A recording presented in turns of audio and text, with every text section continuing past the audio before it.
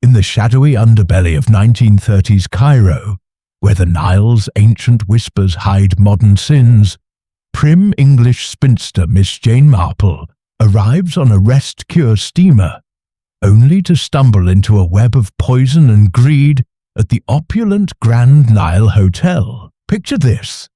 Colonel Arbuthnot collapses mid-dinner, his face purpling from arsenic-laced coffee, a priceless scarab amulet vanishing from his pocket. As suspicion coils like desert sand, falling on the pearl-draped widow Mrs. Hargrove with her gambling debts, ambitious archaeologist Felix Langtry craving relics, and enigmatic Dr. Thorne peddling herbs and secrets, attempts escalate. Tainted brandy fells Langtry, strychnine strikes during a stormy séance. Amid bizarre poisons, forged wills, and blackmail from colonial pasts, Miss Marple's knitting needles click like clues unravelling. Who slipped the deadly grains? Greed, revenge, or a doctor's double game? In 7 gripping chapters of Agatha Christie intrigue, follow the poisoner through Nile shadows to a lobby showdown where truths purge like a storm's end, human frailty exposed, one sip at a time. Dive in. The Nile never forgets its victims. Chapter 1. Arrival in the City of Shadows. The steamer's gangplank creaked under Miss Jane Marple's slight weight as she stepped onto the teeming docks of Port Said, the gateway to Cairo, where the air hung heavy with the tang of salt, diesel fumes, and the exotic perfume of cardamom drifting from nearby carts. It was a far cry from the orderly hedgerows and village greens she knew so well, but at her age, 73 though she never admitted it aloud, one learned to adapt. Her nephew Raymond, ever the thoughtful if somewhat extravagant novelist, had arranged this Egyptian excursion as a tonic for her lingering chest cold, booking passage on a liner filled with sun-seekers and scholars. "Aunt Jane," he had written, "the pyramids will do you worlds of good, far better than drafty English winters."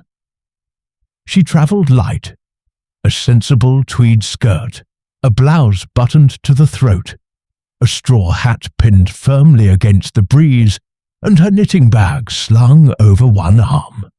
The voyage had been uneventful, save for the usual shipboard intrigues.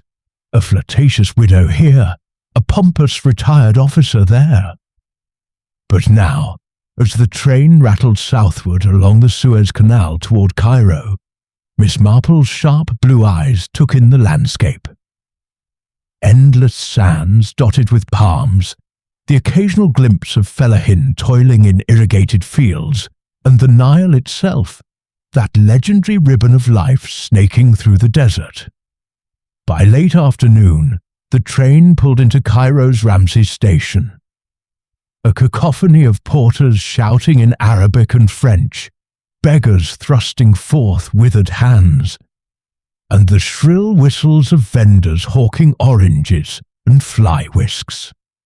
Miss Marple was met by a dragoman from the Grand Nile Hotel, a swarthy Egyptian in a red fez who bowed low and relieved her of her valise. "Welcome, madam, to the cradle of civilization," intoned, ushering her into a horse-drawn gharry that clip-clopped through streets alive with turmoil.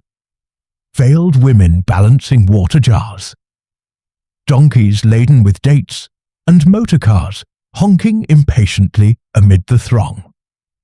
The Grand Nile Hotel rose like a wedding cake of Victorian excess on the riverbank, its verandas draped in bougainvillea, ceiling fans whirring lazily in the lobby, where Europeans in linen suits sipped gin slings and complained of the heat.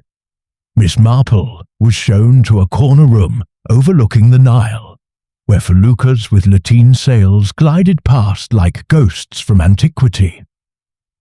She unpacked methodically, her Bible, a bottle of lavender water, a sheaf of writing paper for letters home, and descended to the lounge for tea.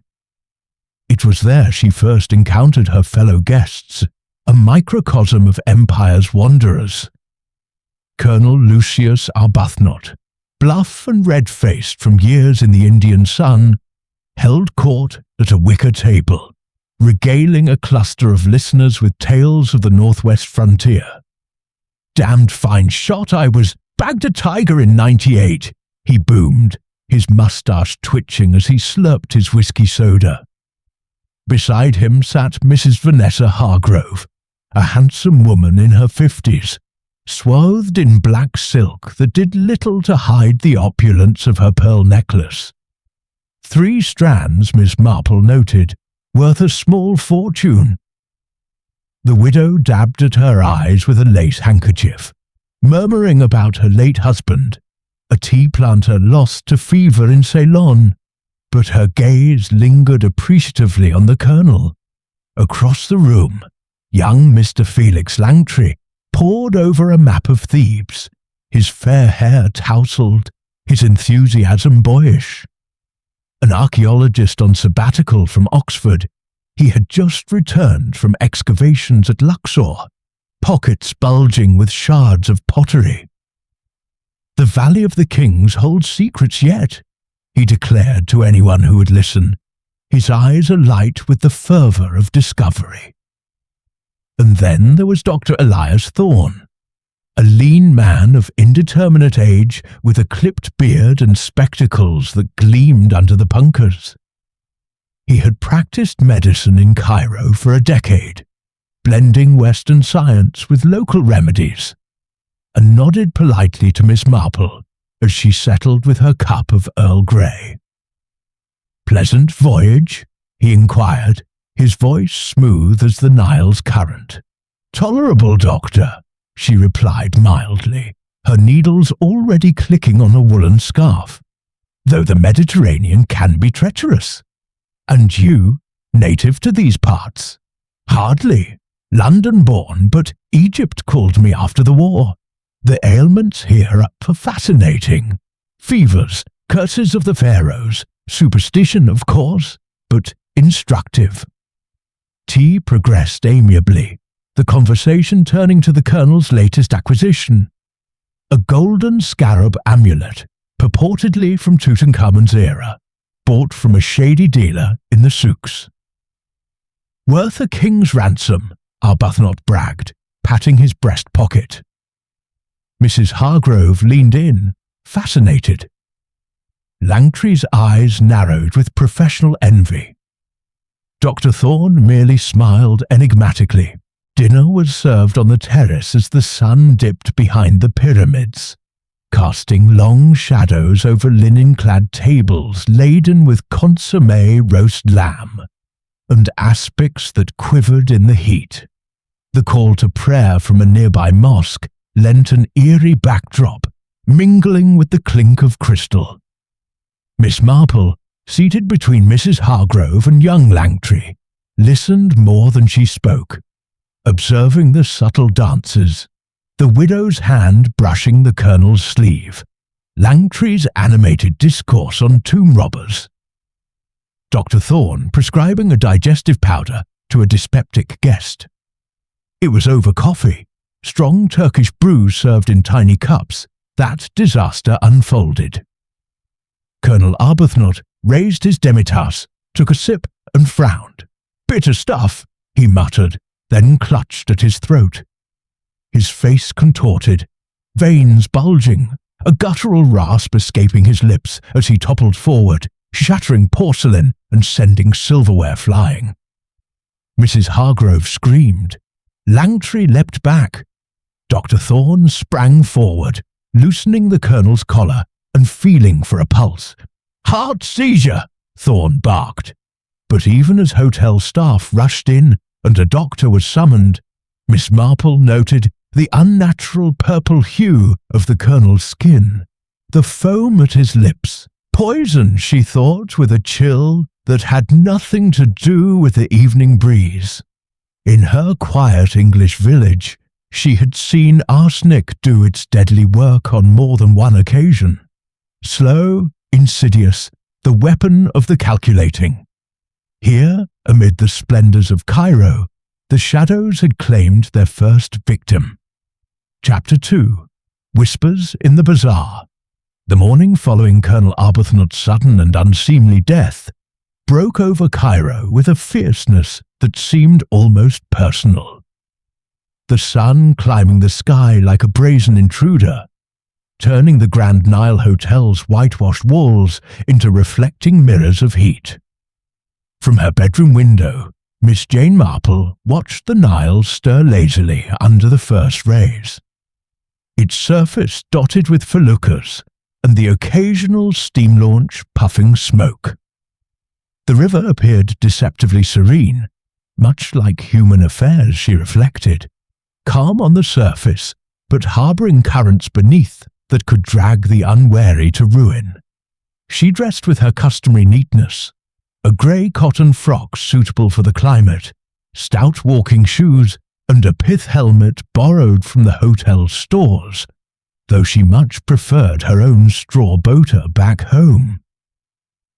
Breakfast was served in the dining room, where ceiling fans stirred the air without cooling it, and the aroma of coffee mingled with the faint underlying scent of formaldehyde, wafting from the makeshift morgue in a side chamber. The guests assembled in clusters, their voices pitched low, as if volume alone might summon further misfortune. Mrs. Vanessa Hargrove occupied a table by the French windows, her black attire now accented with a veil that did little to conceal the redness around her eyes. Whether from grief or sleeplessness, Miss Marple could not yet discern.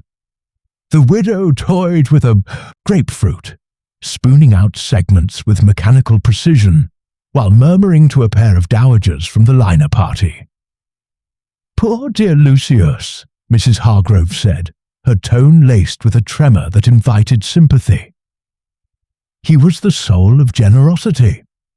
In Simla, during the hot season, he once lent me his bungalow when my own was infested with white ants.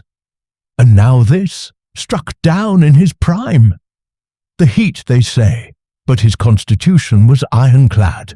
Remember how he survived a bout of dysentery in Peshawar." The dowagers nodded sagely, clucking over the vagaries of tropical climes. But Miss Marple, seated nearby with a pot of tea and thin toast, noted the subtle inconsistencies. The Colonel had been 68, if a day, scarcely in his prime, and his boasts the previous evening had dwelled more on past glories than present vigour. Moreover, Mrs. Hargrove's pearls, those lustrous orbs, caught the light with every gesture, reminding one of fortunes won and lost in colonial outposts. Across the room, young Mr. Felix Langtry attacked a plate of eggs and bacon with the hearty appetite of youth. His archaeological maps spread beside him like a battlefield chart.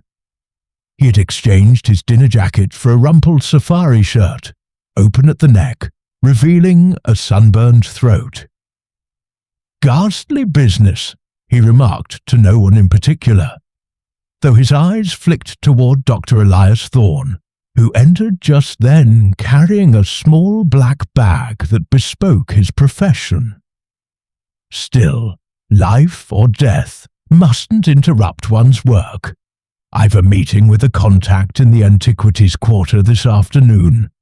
That scarab of the Colonel's, if it's genuine, it could rewrite chapters on Amenhotep's reign." Dr. Thorne paused, pouring himself coffee from a silver urn, his movements precise and unhurried. "Rewrite history, perhaps, but meddling with tombs invites curses, as the locals say. As for Arbuthnot, I examined him briefly last night. Congestive failure, exacerbated by the altitude, or rather the lack of it here.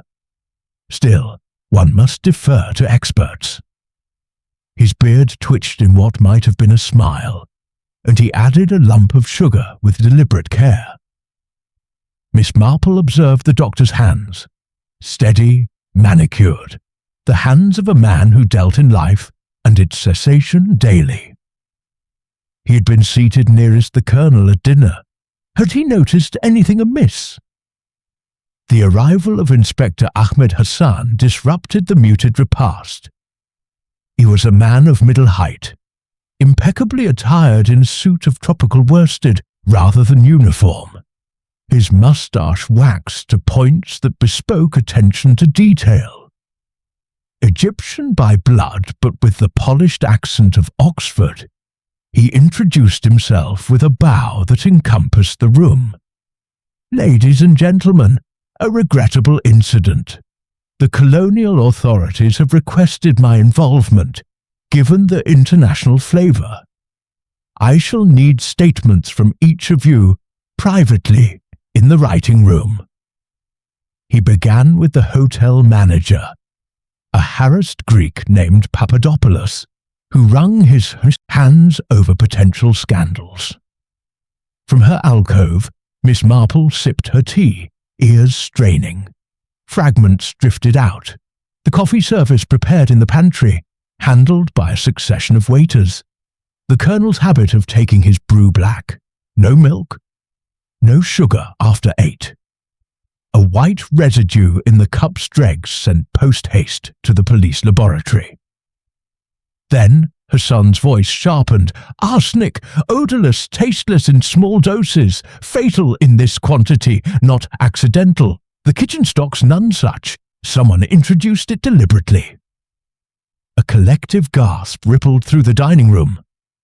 Mrs. Hargrove dropped her spoon with a clatter, her face blanching. "Murder! Here, in this hotel! But who would dare? Lucius had no enemies, not in Cairo." Langtry leaned back, folding his arms. Enemies lurk in unexpected places. He mentioned debts from his army days. Card games in officers' messes don't always end amicably. And that scarab, black market dealers aren't known for gentleness. Dr. Thorne interjected smoothly. Speculation aids no one. As a medical man, I can attest that symptoms align with cardiac arrest. But poison? The pathologist will confirm. In the meantime, I have patients awaiting at my clinic. Native folk with real ailments, not imagined curses. Inspector Hassan emerged, his gaze sweeping the assembly like a searchlight. He interviewed Mrs. Hargrove first, escorting her to the writing room with old-world courtesy. She returned 20 minutes later, fanning herself vigorously, declaring to all and sundry that the questions had been impertinent. As if I would know about poisons.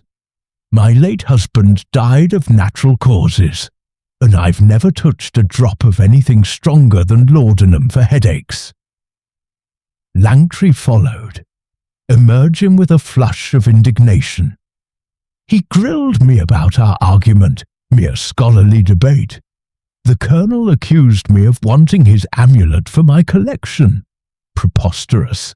I'm a professional, not a plunderer. Yet Miss Marple recalled the young man's covetous glance at the scarab the night before, his fingers itching as if to pry it from its owner's grasp. Dr. Thorne's session was briefer, after which the inspector announced a search of quarters, enlisting constables to rummage discreetly. The colonel's suite yielded little, clothes strewn in disarray, a half-empty flask of whiskey, and the velvet-lined box where the scarab had reposed, now empty, its clasp forced. Theft as motive, Hassan mused aloud in the lounge, where guests had reconvened. Or distraction. The amulet's value, £5,000, perhaps more on the underground market. By noon the heat had become oppressive, driving many indoors. But Miss Marple felt the need for air, untainted by suspicion. She joined Miss Pritchard, the spinster from the voyage, a bird-like woman with a passion for watercolours, for a guided tour of the Khan el-Khalili Bazaar.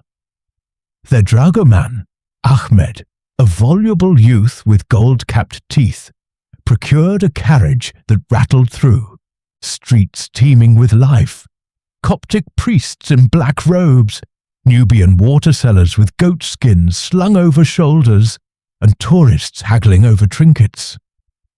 The bazaar itself was a warren of alleys, shadowed by mashrabia screens and alive with colour.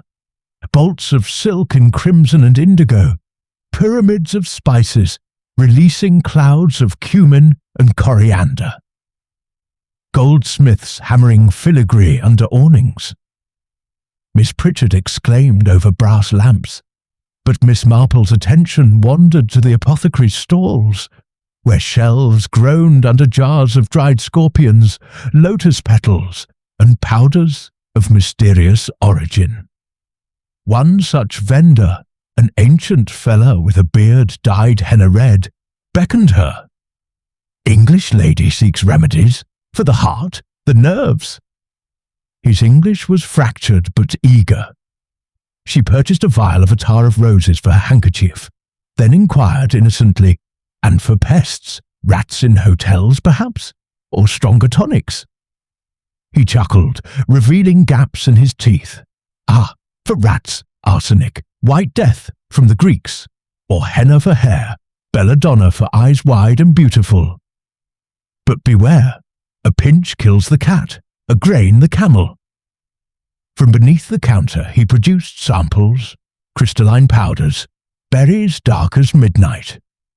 Europeans bought them often, he confided, doctors for medicines, ladies for complexions.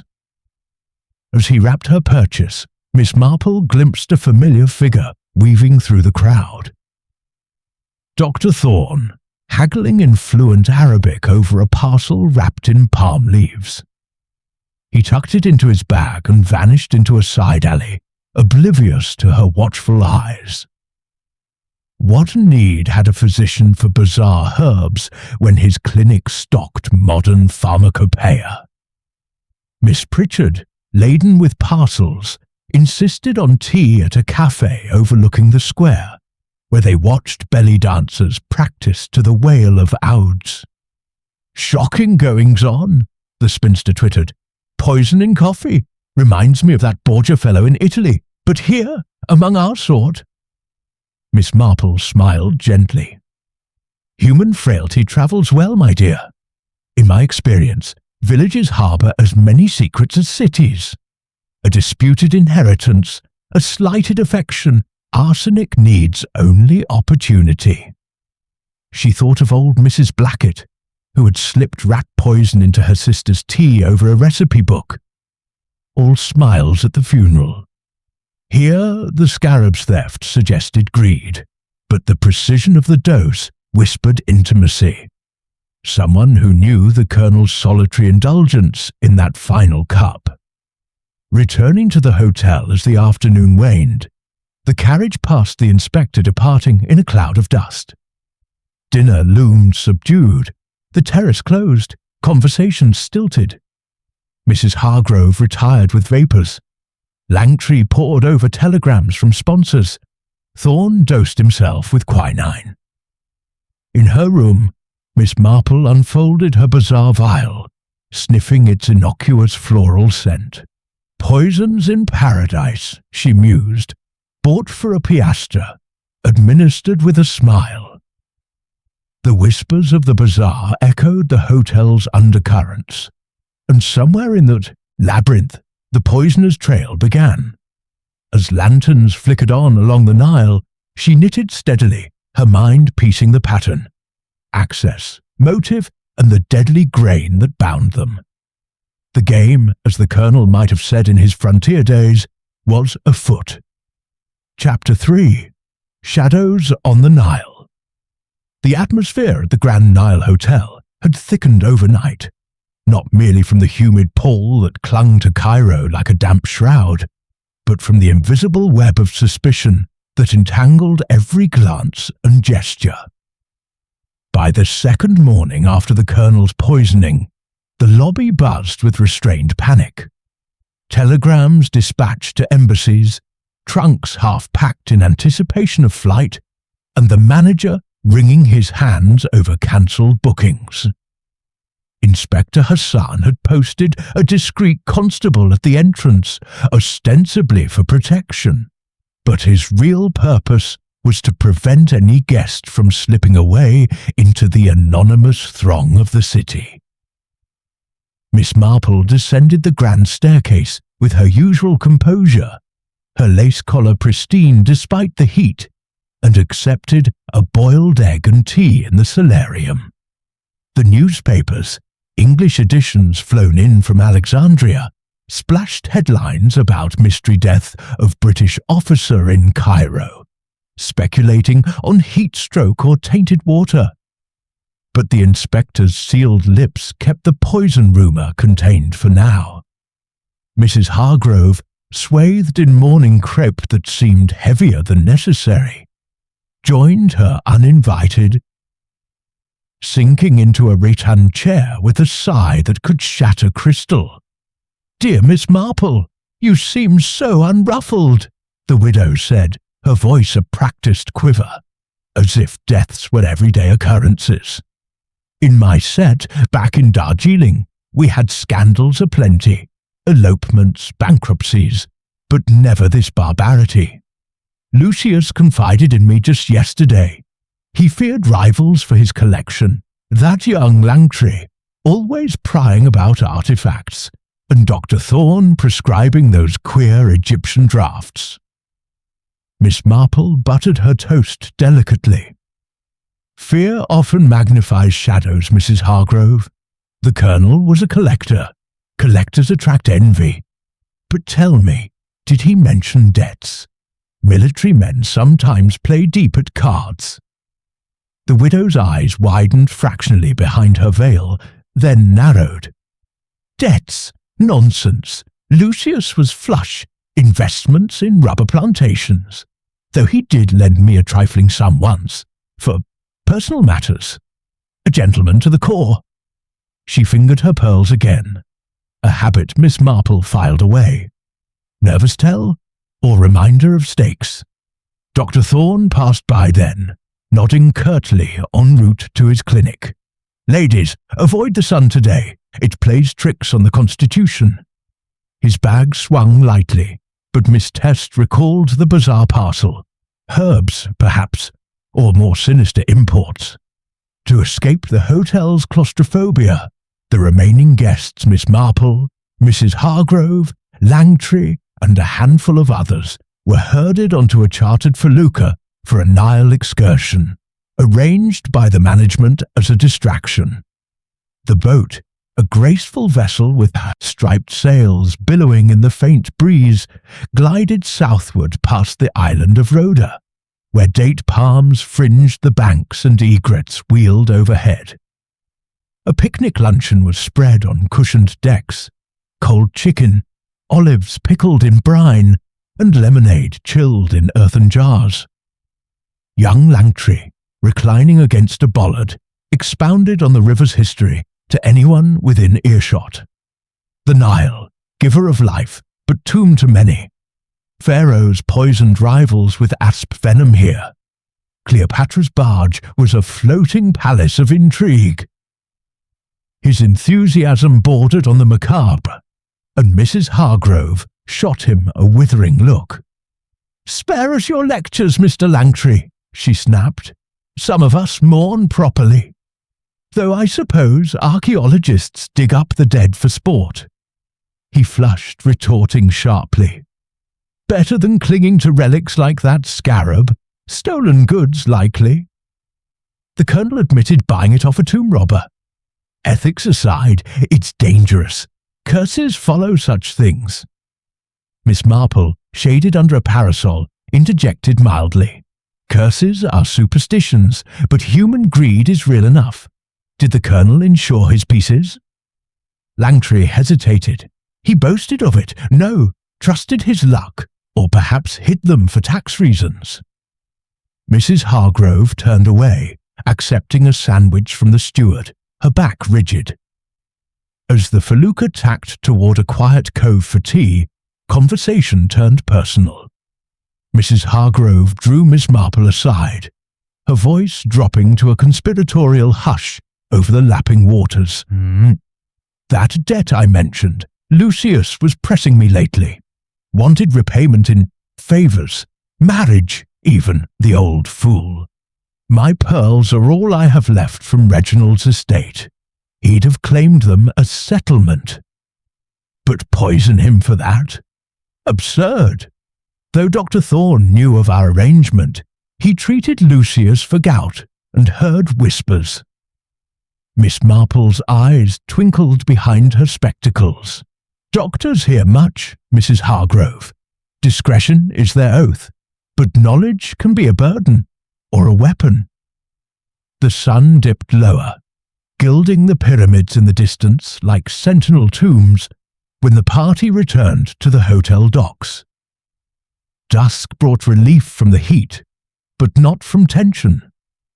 Dinner was announced early, a buffet of mezza and grilled fish, eaten in near silence. Young Langtry excused himself midway, complaining of indigestion from the picnic. Too many olives, he joked weakly. It was past midnight when the commotion erupted. A scream echoed from the upper floors, followed by pounding feet. Miss Marple, wakeful in her room with a volume of Emerson's essays, slipped on her dressing gown and ventured into the corridor. Hotel staff clustered outside Langtry's door, where Dr. Thorne emerged, sleeves rolled, face grim. Attempted poisoning, he announced to the assembling crowd, including a hastily summoned Inspector Hassan. The lad's brandy decanter, arsenic again, mixed in the spirits. He took a swig before bed. Lucky I was called in time. Emetics did the trick. He'll live, but weakly. Langtry, propped on dewdap pillows in his bedchamber, pale as papyrus, gasped out his story between sips of water. Felt fine after dinner. Poured a nightcap from my flask. Burned like fire. Throat closing. Saw a shadow earlier, lurking by the bar when I left a book there. Figuring a burnous, or perhaps a hotel robe. The inspector sealed the room, testing the decanter. Same white crystals dissolved in the amber liquid. "The poisoner escalates," Hassan said, his moustache bristling. "Targeted again. Why Langtry? He argued with Arbuthnot, coveted the scarab. Now this." Mrs. Hargrove, in a silk peignoir, swooned dramatically against a pillar. "We're all doomed.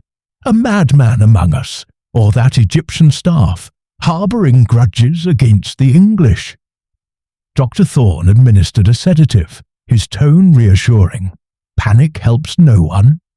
As attending physician, I suspect contamination from the bazaar spirits. Fakes abound." But Miss Marple noted his quick inventory of the room. Drawers ajar, papers disturbed. Later, in the quiet of her chamber, she pondered the shadows on the Nile. The widow's financial entanglements, Langtry's ambition, Thorne's opportune interventions.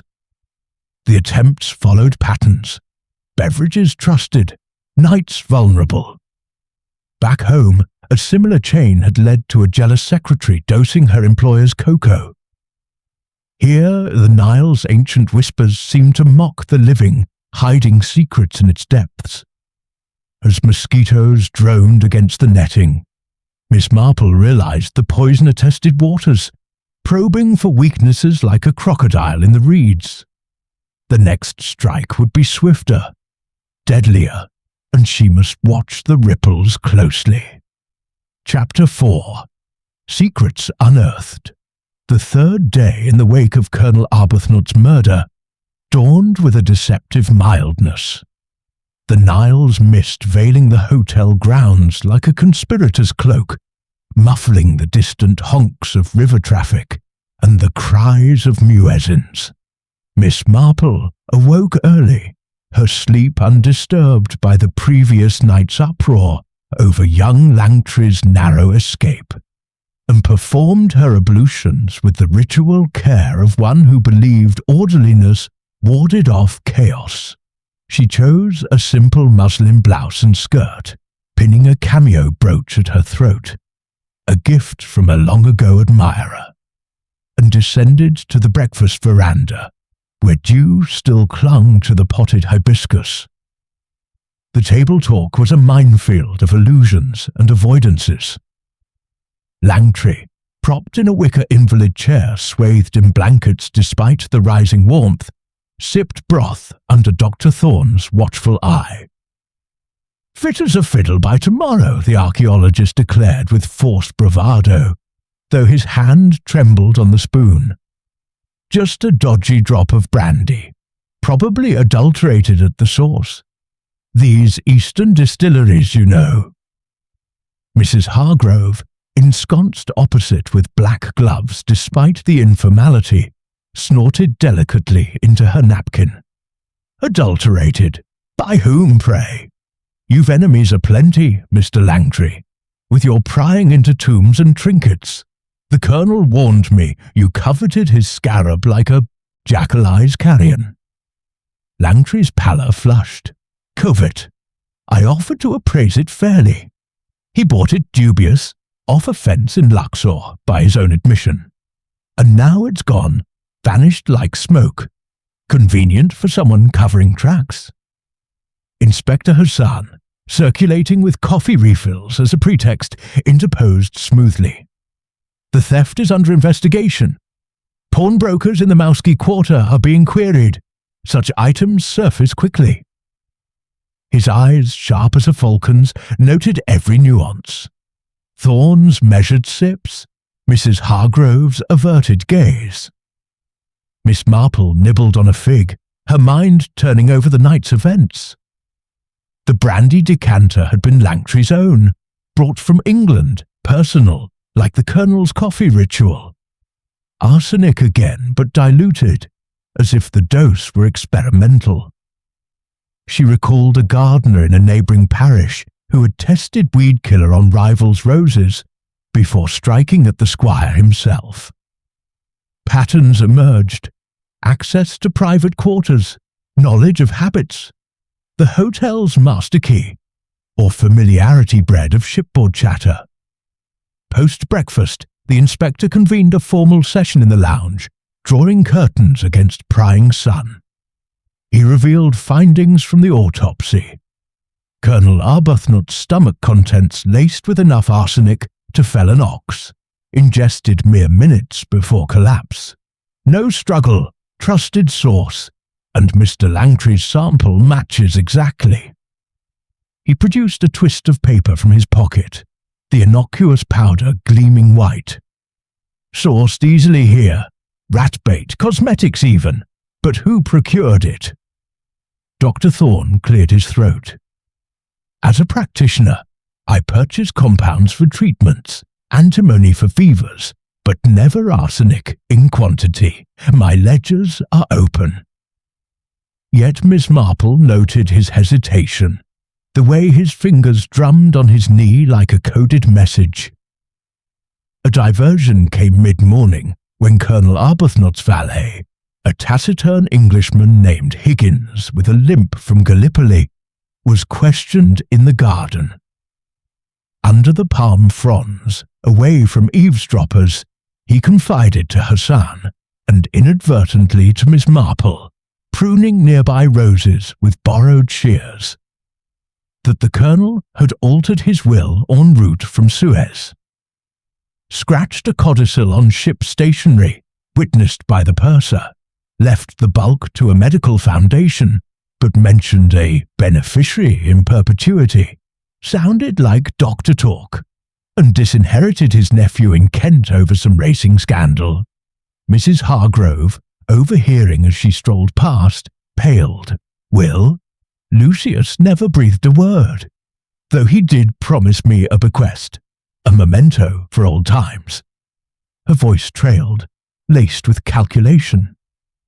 Langtry, wheeled out for air, perked up. "Foundation! Thorne, you were his sawbones in India. Saved him from snakebite, he said. Cozy arrangement." Thorne smiled thinly. "Gratitude takes many forms, but I treat the living. not inherit from the dead. The heat peaked by noon, driving seekers of shade indoors. Miss Marple retreated to the library, a dim chamber lined with dusty tomes on Egyptology, Flinders Petrie, Howard Carter, and settled with a guidebook. There, young Langtry joined her, hobbling on a stick. "Need to bend your ear, Miss Marple. Off the record." He glanced around, lowering his voice. That argument with the Colonel, it was over more than the scarab. He accused me of forging provenance papers for artifacts back at Oxford. Ruined my funding if word got out. But poison? I'd challenge a man to fists, not flasks. She regarded him mildly. "Youth is impulsive, Mr. Langtry, but impulses leave traces. Your brandy, was it locked?" "Key in my drawer. Anyone could filch it during the felucca jaunt." He leaned closer. "And Thorne, he lectured us on poisons yesterday, casually as weather. Knows where to get the stuff without questions." Afternoon brought an unexpected lecture in the salon, organised by Dr. Thorne to dispel morbid fancies. With charts and specimens laid on a baize table, he discoursed on ancient Egyptian medicine, mummification resins, papyrus prescriptions for wormwood and mandrake. "Atropa belladonna," he intoned, holding aloft a sprig of dark berries. "Nightshade to the Romans. Dilates pupils for beauty, or stops the heart in excess. Cleopatra allegedly used it on rivals." His audience, Mrs. Hargrove fanning herself, Langtry sceptical, Miss Marple attentive, shifted uneasily. Mrs. Hargrove interrupted. "Barbaric! Modern science is preferable." Yet her eyes lingered on the display, and Miss Marple spied a faint tremor in Thorne's hand as he pocketed a vial. Residue, perhaps? Tea followed in the garden, scones and cucumber sandwiches under acacia trees. There, scandal erupted.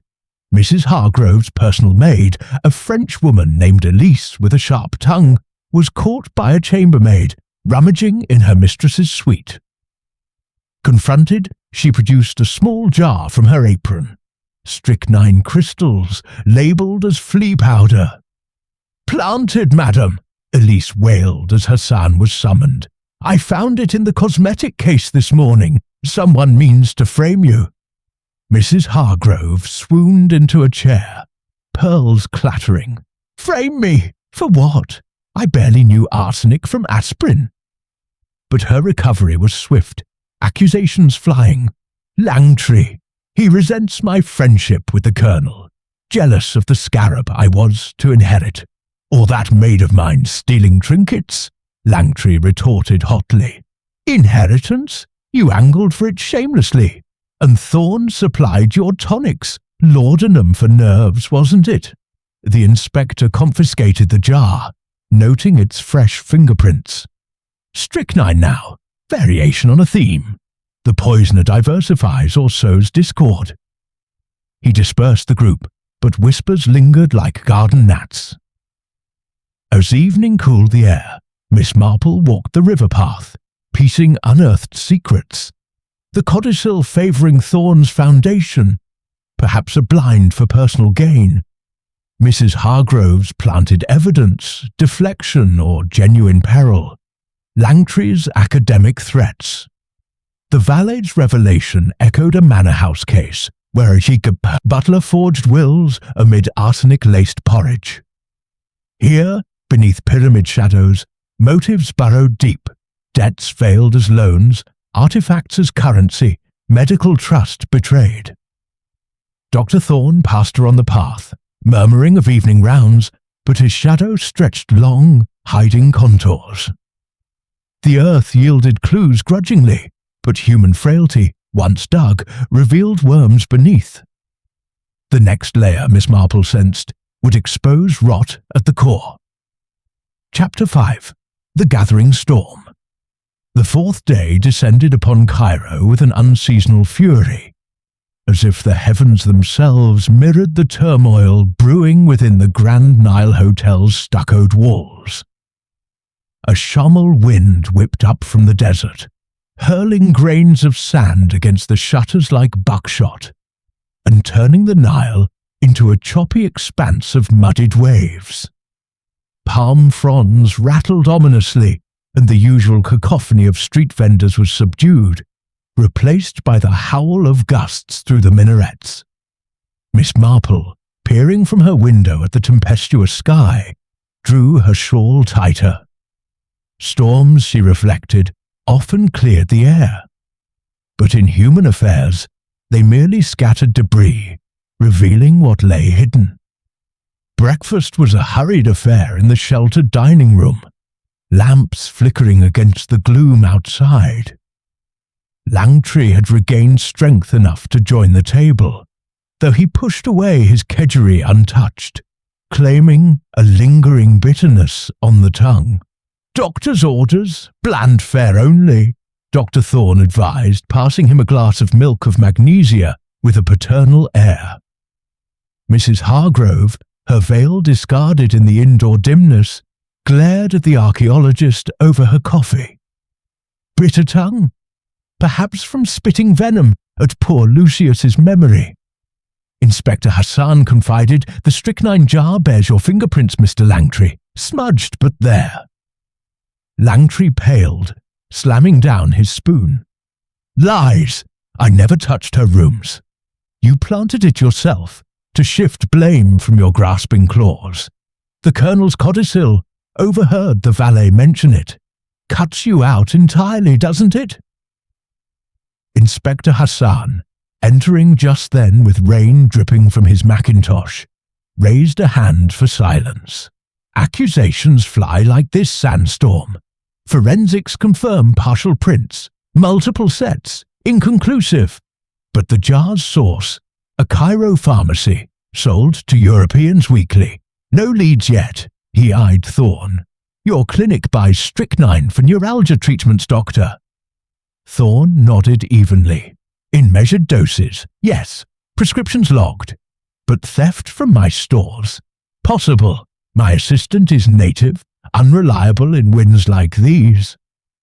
The storm intensified, confining all indoors, and Dr. Thorne proposed an evening diversion to lift spirits. A séance in the darkened salon, blending Egyptian mysticism with Victorian parlour games. "Harmless folly," he dismissed, arranging ebony tables and candles that guttered in the draughts. "The ancients consulted oracles. We consult the beyond for amusement." Mrs. Hargrove, ever drawn to drama, agreed eagerly, donning a gown of midnight velvet that absorbed the light. Langtry scoffed but attended, curiosity piqued by tales of pharaonic spirits. Miss Marple joined quietly, her knitting a pretext for observation. As thunder rumbled overhead like distant artillery, the group formed a circle, Thorne at the head, improvising as medium with a scarab-shaped pendant swung on a chain, borrowed from the hotel's curio cabinet, he claimed. "Spirits of the Nile, speak through the veil," he intoned, his voice echoing hollowly. The room grew chill despite the braziers, rain lashing the windows like spectral fingers. Mrs. Hargrove entreated first. "Lucius, dear friend, if you linger, guide us. Who harmed you?" The pendant swayed, spelling nonsense on a lettered board. Vague mutterings of betrayal and hidden gold. Langtry smirked. "Charlatan tricks, magnets under the table, Thorne, or poisons in the ether." Accusations erupted unchecked. Langtry rounded on Thorne. "You inherit through that foundation. Opium dens in Calcutta, was it? The Colonel's secret vice, supplied by you." Thorne's eyes flashed. "Slander. I treated his ailments honourably. Unlike you, forging relics to fund your digs. Arbuthnot threatened exposure, didn't he?" Mrs. Hargrove leaned forward, her face spectral in the candlelight. "Enough. Lucius warned me of you both, scheming for my pearls, perhaps. Or was it Elise's doing, my thieving maid? She confessed pocketing trinkets, but strychnine?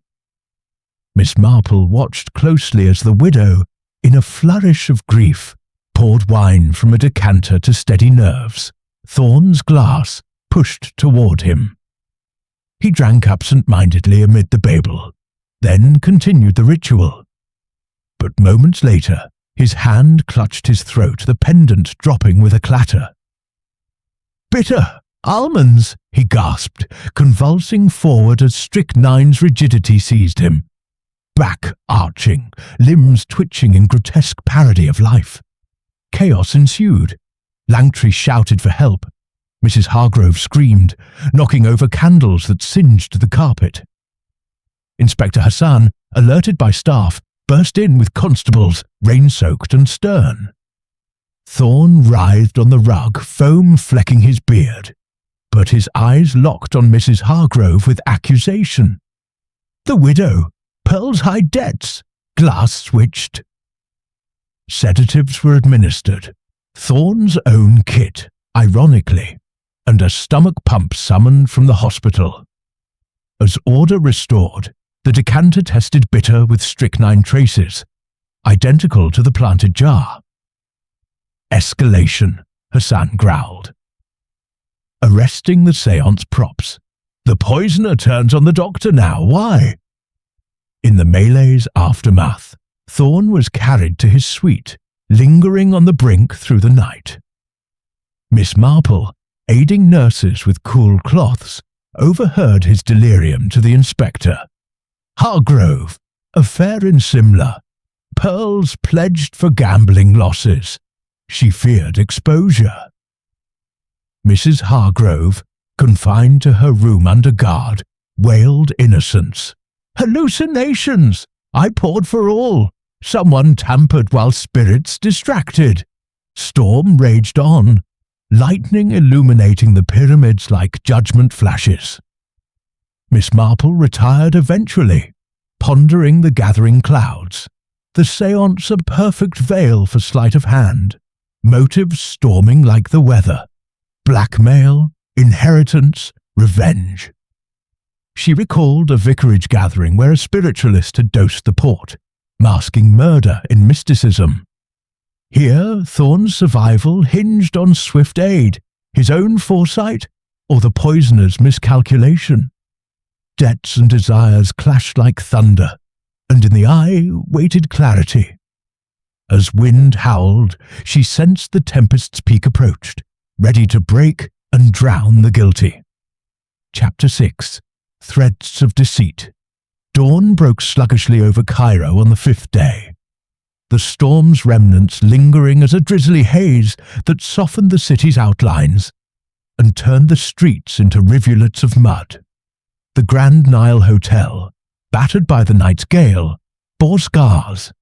Shutters askew, garden urns toppled, and the terrace strewn with palm debris like the aftermath of a battle.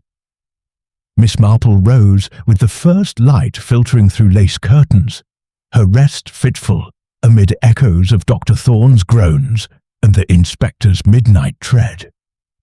She donned a serviceable wool cardigan against the unusual chill, reflecting that weather, like motive, could shift unpredictably, exposing foundations once concealed.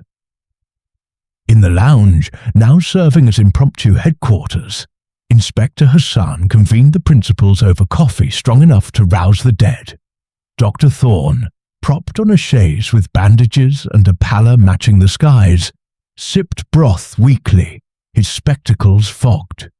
A close shave, he rasped, voice strained from convulsions. Strychnine in the wine, bitter as gall, but antidotes in my bag saved me. I suspected tampering and dosed preemptively with charcoal. His gaze fixed on Mrs. Hargrove, who sat rigid in a corner, flanked by a constable, her pearls stowed away under protest. Preemptive? Hassan echoed, notebook poised. You anticipated attack, Doctor. Why? Thorne hesitated, glancing at Miss Marple, who poured tea serenely. Whispers in the dark. The Colonel's delirium before death mentioned debts, rivals. As his physician, I knew too much.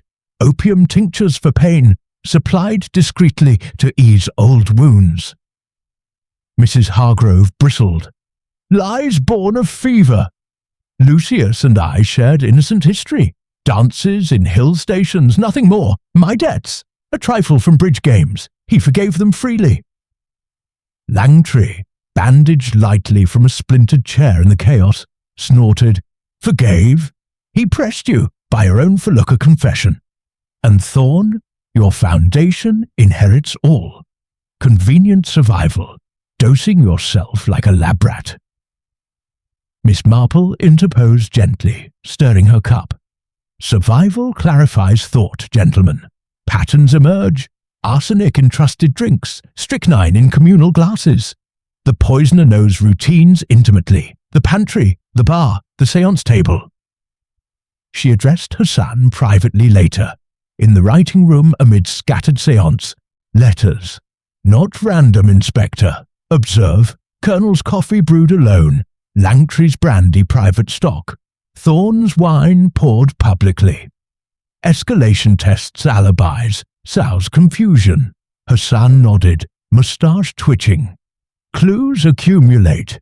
The scarab pawned yesterday, in the jeweller's quarter, by a woman matching the maid Elisa's description. She claims payment for silence on Madame's affairs. Letters found in Hargrove's trunk. Compromising notes from the Colonel demanding repayment in kind. Mrs. Hargrove, summoned, blanched but rallied. Blackmail. Elise forged them, stole my stationery, and Langtry, he admits academic fraud. The Colonel was pulling strings to expose him, cutting grants. Langtry, interrogated next, confessed partially under pressure. Yes, I forged a letter to Arbuthnot, offering to buy the scarab cheap. Blackmail over his own shady purchase. But murder? Absurd. I was ill myself. Midday brought revelations from the staff. The Egyptian chef, a portly man named Mustafa with a gold tooth, was questioned in the kitchens, steam from tagines failing his nerves. To Hassan and Miss Marple, sampling dates nearby, he revealed sightings. The Dr. Sahib, in the pantry at dawn 2 days ago, before the Colonel's coffee, handling trays, quick like a jackal, and again after the storm, searching the bar. Thorn, confronted, provided an alibi. Treating a fever patient, a merchant's wife in Zamalek, witnesses abound. But the merchant telegraphed, confirmed only a brief visit hours later. Discrepancy noted. Miss Marple ventured to Thorn's clinic that afternoon, escorted by a hotel boy through dripping alleys, where beggars huddled under awnings. The dispensary was a blend of worlds. Shelves of Western pills beside jars of dried ibis and scorpion oil. The assistant, a youth named Karim, rifled records at her request. Purchases, madam. Arsenic for skin lotions, strychnine for tonics, antidotes too, charcoal, emetics. The doctor buys extra, says for research on pherionic toxins. Why save attempts on himself? She mused aloud. Karim shrugged. Or staged them. He lectured on nightshade residues, matched the wine dregs, eh? Back at the hotel, T unearthed more. Elise the maid, tearful in custody, confessed pawning the scarab for Mrs. Hargrove, who had passed it secretly. Madame said hide it, frame the boy Langtry. She bought powders in the souk, belladonna for beauty, but bitter stuff. Mrs. Hargrove denied vehemently, but pearls examined revealed a hollow clasp, hiding a vile trace. Langtry admitted overhearing Thorn and the apothecary discussing rare venoms, henbane for sleep or death. Evening settled uneasily, rain pattering on verandas as threads wove tighter.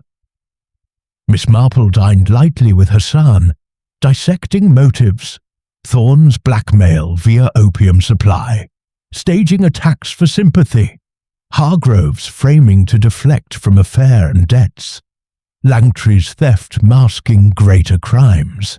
Human nature's tapestry, she said softly. Greed stitches loosely, revenge knots tightly. Like the verger who poisoned the font wine to climb parish ranks. All alibis and smiles, Hassan agreed. Tomorrow confrontations, the storm cleared, truths surface. As lanterns glowed against the wet night, Miss Marple knitted on, pulling threads, the chef's sight, clinic buys, survival's convenience. The deceit unravelled slowly, but the pattern neared completion. One life spared, too often pointed to the puppeteer. In Cairo's shadows, the poisoner's web quivered, ready to ensnare its weaver. Chapter 7. The Unveiling. The 6th morning ushered in a clarity rare to Cairo. The post-storm skies washed to a crystalline blue, the Nile sparkling as if cleansed of its murky secrets, though Miss Marple knew better. Rivers, like reputations, bore silt beneath their gleam. The hotel grounds buzzed with subdued activity. Gardeners sweeping fallen fronds, staff polishing brass that had tarnished in the damp, and guests eyeing one another with the wariness of survivors on a raft. She took her tea on the terrace, a shawl about her shoulders against the lingering cool, her mind assembling the final fragments like a patient knitter completing a complex lace doily. Inspector Hassan had sanctioned a gathering in the lobby at noon, the grand space cleared of loungers and adorned only with potted ferns that rustled faintly in the fan's breeze. All principals were summoned. Dr. Thorne recovered enough to stand unaided, his beard neatly trimmed. Mrs. Hargrove, divested of her pearls and clad in sombre grey, her eyes darting like a cornered mongoose. Young Langtry, leaning on a cane but alert, his archaeological curiosity now turned to human digs. Hotel staff hovered at the edges, and Higgins the valet stood ready with documents. Miss Marple positioned herself modestly by a pillar, her presence unassuming yet pivotal, as Hassan deferred to her with a nod. "Ladies and gentlemen," the inspector began, his voice carrying the authority of closed cases, "we unravel a tapestry of deceit woven with poison and greed. Miss Marple, if you would illuminate."